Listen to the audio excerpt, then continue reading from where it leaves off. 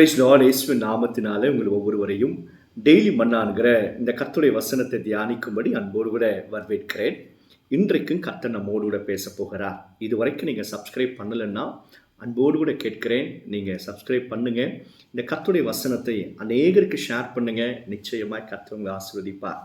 இன்றைக்கு கர்த்தருடைய வசனத்தை உபாகமம் 4வது அதிகாரம் 22வது வசனத்தை வாசித்து தியானிக்க போகிறோம். அவர்களுக்கு பயப்படுவீர்களாக, உங்கள் தேவனாகிய கர்த்தர் தாமே உங்களுக்காக யுத்தம் பண்ணுவார். உங்கள் தேவனாகிய கர்த்தர் தாமே உங்களுக்காக யுத்தம் பண்ணுவார். தேவனாகிய கர்த்தர் இஸ்ரவேலுக்காக யுத்தம் பண்ணி கொண்டு வருகிறார்.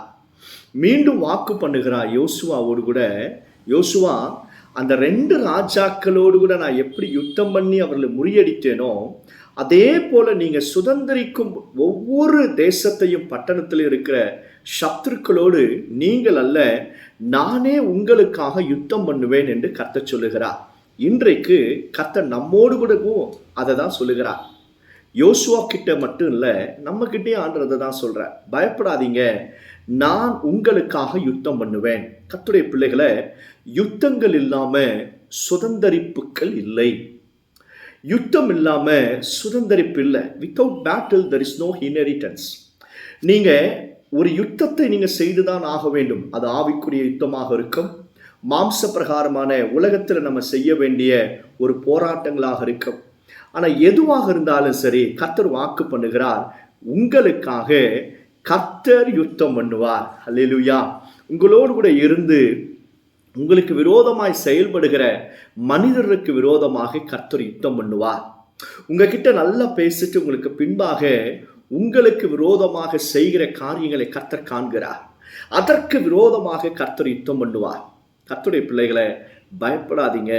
கர்த்தருடைய யுத்தம் என்றைக்குமே ரொம்ப டிஃப்ரெண்டா இருக்கும். பாருங்க, கிதியோன் மீதியானுக்கு விரோதமாக யுத்தம் பண்ணும் பொழுது தேவன் என்ன ஸ்ட்ராட்டஜி கொடுக்கிறாருன்னா, பானை எடுங்க, அடிங்க, எக்காலத்தை ஊதுங்க, அடிங்க, அடுத்தது நீங்க தீபந்தத்தை மேலே தூக்குங்க அப்படின்னு சொல்றார்.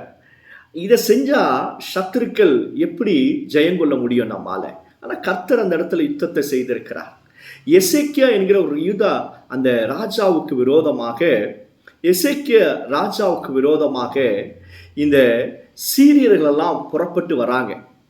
அவர்களுக்கு விரோதமாக தேவன் ஒரு தூதனை அனுப்பி ராத்திரியோட லட்சக்கணக்கான சத்துருக்களை கர்த்தர் முறியடிக்கிறார். பாருங்க, நீங்க என்ன செய்யணும், நம்ம என்ன செய்யணும் அப்படின்னா, கர்த்தரை சார்ந்து இருக்கணும். நீங்க மாம்சத்துல முற்பட்டீங்க அப்படின்னா எமோஷனல் பிரேக் டவுன் ஆகி நீங்க கோபப்பட்டு நம்ம எரிச்சல் அடைந்து நம்ம பேசிட்டோம்னா கர்த்தர் செய்கிற யுத்தம் தாமதமாகும். கர்த்தர் சும்மா ஆயிடுவார். நீங்க பேசுனீங்கன்னா கர்த்தர் சும்மா இருப்பார். நீங்க கிரியை செஞ்சீங்கன்னா கர்த்தர் சும்மா இருப்பார். கர்த்தர் சொல்றாரு, நீ சும்மா இரு, உன் சத்துருக்களோடு நான் யுத்தம் பண்ணுவேன். ஆண்டவர் நமக்கு என்ன சொல்றாரு அப்படின்னா, உன் சத்துருக்களை சிநேகி, உன்னை பகைக்கிறவர்களுக்காக ஜெபம் பண்ணு, அதை செய்யுங்க போதும். அதுதான் கர்த்தர் சொல்றார். புதிய ஏற்பாட்டில் அவர் நம்முடைய சத்துருக்களுக்காக அவர் பதில் கொடுப்பார். அவர் யுத்தம் பண்ணுவார். ஒருவேளை உங்களுக்கு விரோதமாக மாந்திரீகம், சூனியம், இதெல்லாம் உங்களுக்கு நெருக்கமான ஆட்கள் உங்களுக்கு விரோதமாக எழும்பலாம். கர்த்தர் யுத்தம் பண்ணுவார். கவலைப்படாதீங்க. உங்க வேலை ஸ்தலத்துல உங்களுக்கு விரோதமாக காரியங்கள் நடைபெற்று கொண்டிருக்கலாம். கர்த்தர் உங்களுக்காக யுத்தம் பண்ணுவார். நீங்க அதிகமாய் நம்பின நபர்கள், அதிகமாய் நீங்க ட்ரஸ்ட் பண்ணி நம்பின ஆட்கள் உங்களுக்கு விரோதமாக கீழ்ப்படியாம அல்லது உங்களுக்கு விரோதமாக காரியங்களை செய்து கொண்டிருக்கலாம். கர்த்தர் யுத்தம் பண்ணுவார். அல்லேலூயா. Fear not. பயப்படாதீங்க. நீங்கள் கர்த்தர் செய்கிற அந்த யுத்தத்தை கண்டு அவர் கொடுக்கிற ஜெயத்தை நீங்க அனுபவிக்க போறீங்க. ஜெபம் பண்ணலாமா? பரலோக பிதாவே, நீர் எங்களுக்காக யுத்தம் செய்வதற்காக நன்றி. இயேசுவின் நாமத்தினால சத்துருக்கள் எல்லாரும் வெட்கப்பட்டு போகட்டும் ஐயா. உங்களுடைய கரம் எங்களோடு இருக்கட்டும். இந்த வசனத்தை கேட்கிற ஒவ்வொரு பிள்ளைகளையும் ஆசீர்வதியும். இயேசு மூலம் ஜெபிக்கிறோம் பிதாவே. ஆமென். ஆமென். God bless you all.